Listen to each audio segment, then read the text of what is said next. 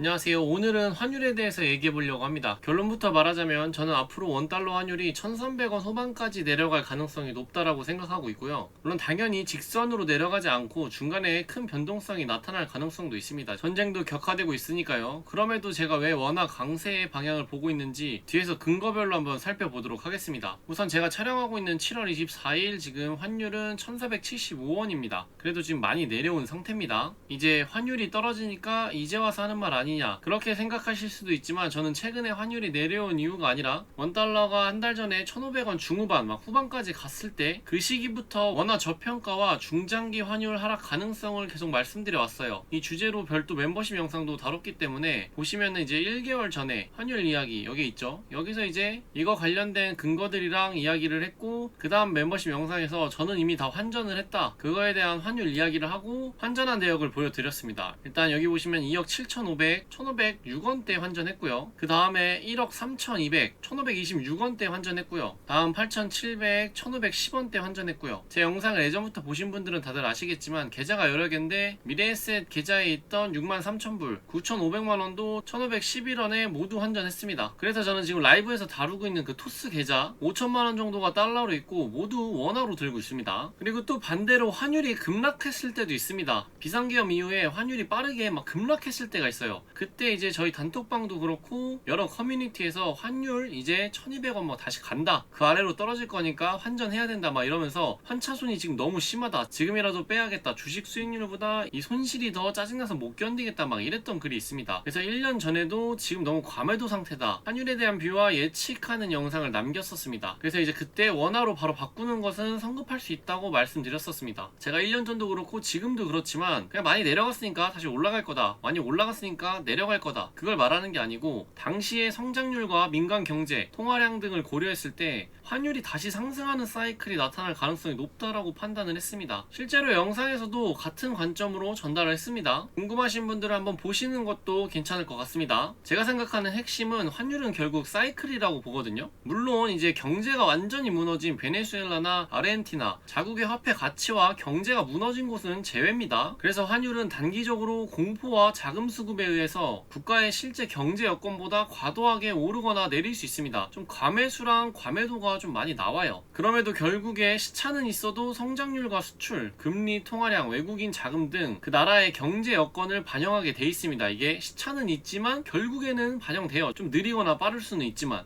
그래서 저는 현재 원화 가치가 한국의 경제 체력에 비해 지나치게 저평가된 구간이라고 생각합니다. 환율이 국가 가치를 매일 보여주는 것은 당연히 아닙니다. 하지만 긴 흐름에서는 결국 경제 체력 쪽으로 되돌아오는 사이클이 있어요. 그런 모습들을 대부분 보여주고 있습니다. 그럼 이제 왜 원화가 저평가됐다라고 보는가? 한국 경제가 무너져서 오른 환율이 아니기 때문입니다. 한국이 달러가 부족해서 환율이 오른 게 아니에요. 한국은 생각보다 달러도 많고 기초 체력도 생각보다 튼튼합니다. 25년 한국의 경상수지 흑자는 1231억 달러로 사상 최대치를 기록했어요. 26년에는 반도체 때문에 더욱 올라갈 예정이죠. 이미 결과로 보여지고 있고요. 한국은행은 반도체 수출 호조를 바탕으로 26년에도 대규모 흑자가 이어질 것으로 전망했습니다. 현재 고환율은 외환위기보다는 강달러와 해외 투자, 외국인 자금 이탈 등이 복합적으로 반영된 결과에 가깝습니다. 공짜 돈, 헬리콥터 머니를 계속 뿌리잖아요, 우리나라가. 재난지원금이라든지 고유가 피해 금액이라든지 이런 것들을 무차별적으로 선별하지 않고 뿐입니다. 그래서 이제 통화량 M2가 이렇게 느는데 당연한 결과다. 환율이 이 정도까지 오르는 건 당연했고 1600원, 1700원 갈 거다. 이런 말이 1500원 막 후반 갈 때 엄청나게 나왔거든요. 근데 1600원, 1700원은 진짜 현실적으로는 많이 어려운 벽이긴 합니다. 단기적으로 팍 튀어 오를 수는 있어도 그게 유지되기라는 전 쉽지 않다라고 보거든요. 1500원 후반대도 이거 유지하기는 좀 어려울 것 같다 단기적으로 팍 튀어오른 것 같다라고 생각을 해서 뭐 단톡방이라든지 영상에도 남겨놨었습니다. 당연히 이런 것들이 지속되고 유지되면 원화 가치가 하락돼서 쓰레기가 될 수 있어요. 그치만 그러려면 이 정도로는 안 되고 더 엄청나게 풀어야 되고요. 이 정도로 1500 후반 중반을 정당화할 수는 없는 수치긴 합니다. 2분기 한국 경제가 반도체 수출 덕분에 굉장히 많이 올라갔고요. 실질 GDI는 15.6%로 1분기보다 올라 38년 만에 최고치를 기록했습니다. 하는 전망치보다 높았고요. 이게 수출에만 의존한 게 아니라 내수에서도 괜찮은 성과를 보여줬습니다. 그럼 이제 수출은 강한데 환율은 왜 높았을까를 보자면은 달러를 못 번 게 아닙니다. 시장에 팔지 않았기 때문이에요. 달러를 벌어와서 국내에서 쓸 거를 환전을 해야 되는데 뭐 대금 납부할 것도 있고 환율이 더 올라갈 걸로 전망해서 바꾸기를 싫어했던 거예요. 좀 더 올라가면 그때 바꿔야지 하는 수요가 쌓이다 보니까 환율이 내려오지 않았던 겁니다. 이런 심리적인 게 진짜 엄청 크고요. 추세 방향이 단기적으로 꺾인 걸 보고서 조금이라도 이득 보고 하려는 그런 수요가 굉장했기 때문이고, 경상수지 흑자는 컸지만 국내 투자자의 해외 주식 채권 투자가 외국인의 국내 투자보다 훨씬 강하게 나타났습니다. 그리고 여기서 또 국민연금의 리밸런싱이 늦춰진 이유도 굉장히 큽니다. 수출기업 역시 벌어들인 달러를 과거보다 적게 매도하고 외화예금 형태로 보유하고 있는 비중도 높았기 때문이에요. 뭐 당연한 거긴 해요. 근데 그냥 단순하게 생각해보자면은 기본금리도 미국이 높아, 한국보다 국가 성장률이라든지 안정성이 미국이 더 높은데 굳이 왜 원화로 바꿀 이유가, 매력도가 굉장히 떨어지는 거예요. 그리고 CMA 통장 써보시는 분들은 아시겠지만 달러로 했을 때 이자가 훨씬 높습니다. 뭐 당연한 얘기긴 하죠. 금리 차이가 있으니까. 그래서 저는 어쩔 수 없이 한국도 기준금리 인상할 거다, 그렇게 봤기 때문에 환율이 안정될 거라고 생각을 했던 이유입니다. 지금 한번 인상했죠. 근데 저는 한 번 더 할 거라고 생각은 하고 있습니다. 그래서 달러를 벌지 못한 게 아니라 환물 환시장에 나오는 달러가 부족했기 때문입니다. 그래서 저는 현재 환율에는 추가 프리미엄이 붙었다라고 생각해요. IMF에서도 최근 원화 약세 배경으로 정치적 불확실성과 국내 투자자의 해외 투자 확대를 언급했습니다. 뭐 이것도 있고 저것도 있고 저것도 있겠지만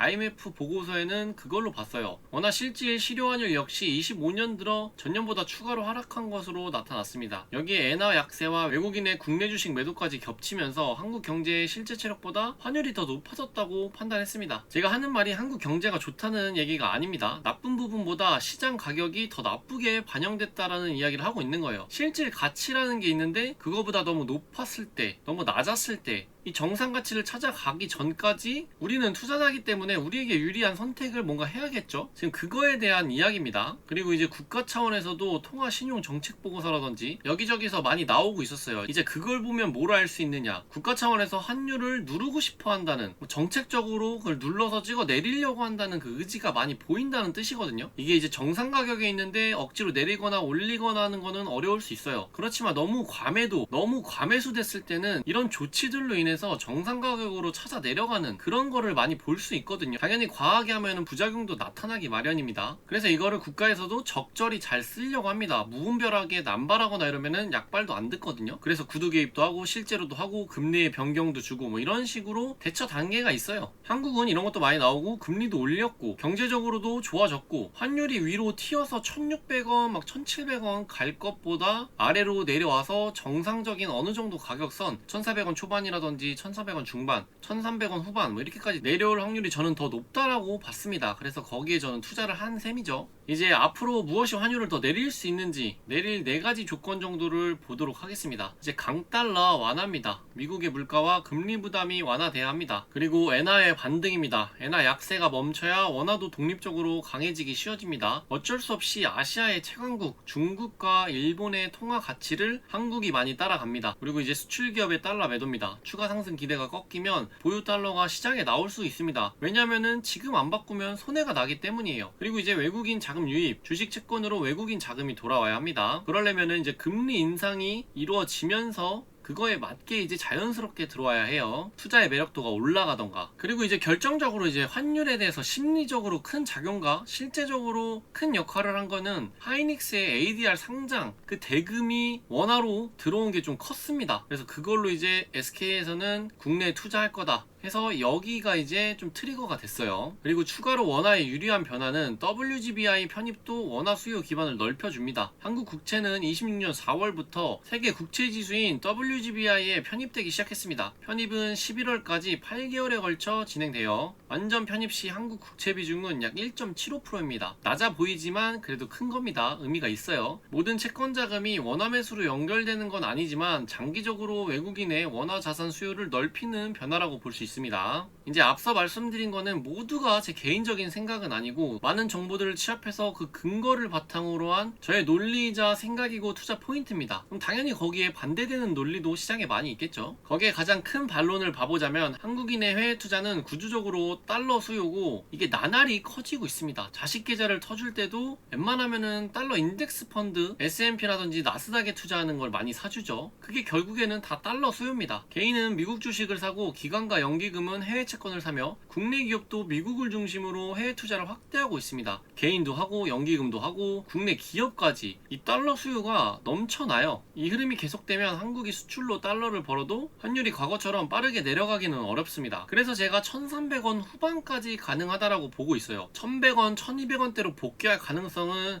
조금 낮지 않나라고 생각합니다. 이게 이제 월봉 차트거든요. 사이클이라고 하지만 위아래로 요동치긴 하지만 어느 정도씩 살짝 우상향을 띠는 거는 어쩔 수 없는 상황이라고 봅니다. 워낙 가치가 그만큼 조금씩 약해지고 있다라고 보긴 하거든요. 저도 앞으로 정상범주는 한국의 기초 체력을 봤을 때 1300원 중후반 후반대가 저는 맞다라고 생각합니다. 한국은행도 25년 원화 약세 과정에서 국민들의 해외 증권 투자와 외국인의 국내 주식 매도가 현물한 수급 불균형을 키웠다라고 분석하고 있는데, 이제 여기서 외국인 국내 주식 매도 이게 원래 국민연금에서 리밸런싱을 해줬어야 됐는데 그거를 살짝 정치적으로 좀 눌렀다라고 저는 생각합니다. 그래서 그 타이밍과 시기를 놓쳤고 그걸로 인해서 지금 시장의 변동성을 키웠고 저렇게 과매수된 높은 환율을 불러일으켰다라고 생각합니다. 그러니까 모든 곳에 조금 부작용을 놨다라고 생각해요. 그래서 정리해보자면 저는 현재 환율은 한국의 체력보다 높다라고 판단합니다. 그래서 환율이 당장 직선으로 막 이렇게 1300원대로 쭉 내려올 거라고는 보진 않는데, 그럼에도 현재 원화에는 해외 투자 수요와 강달러, 불안 심리가 과도하게 반영되어 있는 좀 높은 환율이라고 생각해요. 그래서 환율은 결국 사이클이라고 생각하기 때문에 저는 이번에도 단기적인 공포와 수급이 완화되면 원달러는 1100원 후반까지 내려갈 수 있다라는 판단을 했습니다. 여러분은 어떻게 생각하시나요? 앞으로 원달러가 1300원대로 내려간다고 보시는지 아니면 1400원대가 새로운 정상 환율이 됐다라고 보시는지 댓글로 남겨주시면 감사하겠습니다. 오늘 영상은 여기까지고요. 모두 성공 투자하시길 바라겠습니다. 감사합니다.